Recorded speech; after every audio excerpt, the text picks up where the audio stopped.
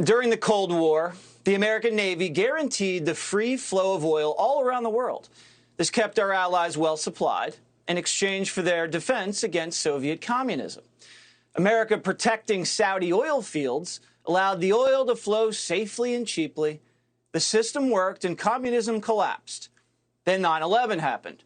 Most of the hijackers were Saudis, and America toppled the kingdom's neighbor, Iraq, and put thousands of troops and bases in the region. The Iraq War was a mess. We withdrew and lost the peace. And then ISIS popped up, and we had to go back in. At this point, America was sick of the Mideast, and we took our soldiers and bases out of there. But we can't leave without a plan in place. And now we're begging. And beggars can't be choosers. Here's what I mean.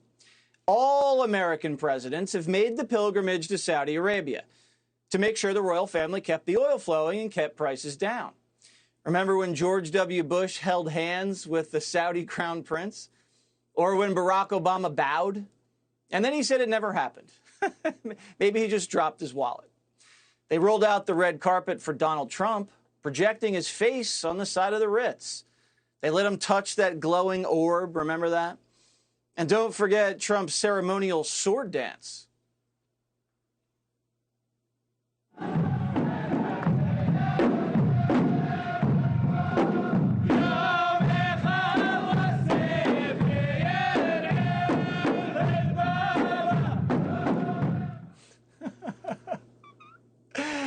At these times, we had leverage over the Saudis because we had troops, bases, and carriers in the Middle East, not to mention some sweet arms deals. But then America got out of the Middle East, forgetting that the whole point of being in the Middle East was to keep oil prices stable. Don't you think we should have had a plan to increase American energy production after we got out of the Middle East? Oil is a global commodity, so the more American oil we add to the world market, the lower the price. So if the Saudis pump less, like they are now, America should be pumping more to make the price go down. That's not what's happening, though. The Saudis aligned with Russia and are keeping prices sky high. And Biden isn't doing anything stateside to lower the price. He's just begging the Saudis to pump more and telling us to buy an electric car.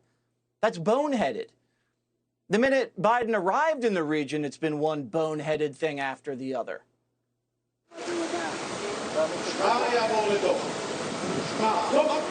תודה לנשיא המדינה ולנשיא ארצות הברית. Thank you, President.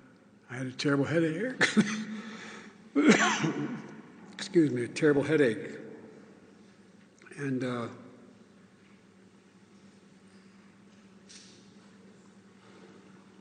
sorry. I swallowed wrong. And since Biden can't read a teleprompter, when he was in Israel, he said we should honor the Holocaust.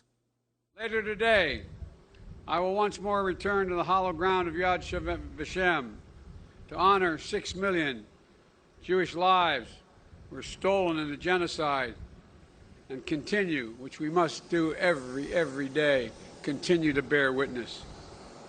To keep alive the truth and honor of the Holocaust, horror of the Holocaust. Now he's in Saudi Arabia begging for oil. Biden made two major mistakes to get us into this mess. His first was when the Saudis murdered a Muslim journalist. Biden called the crown prince an animal and promised to make him a world pariah. We were going to, in fact, make them pay the price and make them, in fact, the pariah that they are. There's very little social redeeming value in the present government in Saudi Arabia. Biden blasted the guy who runs the gas station and can't understand why prices are so high when he wants to fill up. Now the crown prince hates Joe Biden and isn't going to boost production that much, no matter how much Joe grovels. It's personal. Biden looks like a phony, too. Just a couple weeks ago, he told us he wasn't going to go over there and meet the guy. I'm not going to meet with MBS. I'm going to an international meeting, and he's going to be part of it, just like there were people part of the discussion today. But the White House had a plan. His handlers didn't want pictures of Biden shaking the crown prince's bloody hands. So the plan was to fist bump everybody and blame COVID. But of course, Biden forgot and just shook hands with pretty much everybody.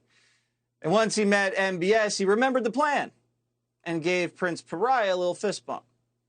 Democratic presidents have shaken hands with Russian, Asian, and African leaders who've slaughtered scores of people. But if you kill a journalist, oh, that crosses the line. You only get a fist bump. Biden's second mistake is joining the global warming cult. Biden took office and tried to bankrupt American oil and gas companies. While the Saudis got a fist bump, our Keystone Pipeline workers got fired. But the green thing is like 50 years off. So Joe's talking about a transition that's not going to happen for ages, if ever. The only thing that's going to happen now is Americans get hurt. So here's the bottom line. Like it or not, the economy runs on fossil fuels. Getting fossil fuels out of the ground is tough stuff. And there's tough people involved all over the world. We need cheap energy to survive. If we don't have it, people suffer. Life gets expensive. And companies go out of business. This is black and white. It's basic math, supply and demand. If you inject woke ideology and idealism into the equation, prices go up and Americans feel pain. They can't eat, can't move, can't make ends meet.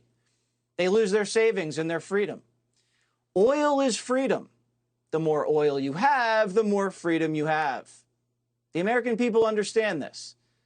But Biden thinks we'll fall for the same talking points he's been pushing for months. When a reporter asked about sky-high prices today, this is what he said. They're coming down every single day, to the best of my knowledge. When will we see the impact of this visit? I suspect you won't see that for another couple weeks. And we'll see more when we see gas stations start to lower their price consistent with what they're paying for the oil. Joe, it's not the gas stations, man. It's you. And no American's celebrating gas prices going down to $4.50 a gallon. And let's bet right now, in a couple weeks, like you said, Primetime is going to check the price of the pump and see if Joe's right. Has Joe ever been right? Our president doesn't understand any of this. He's not smart. He plagiarized his way through school and still barely made it. He got lucky when Obama tapped him as VP and got lucky again when COVID swept Trump out. Now we're stuck with a simpleton with no vision and bad instincts. And that is the #1 reason why Joe's got to go.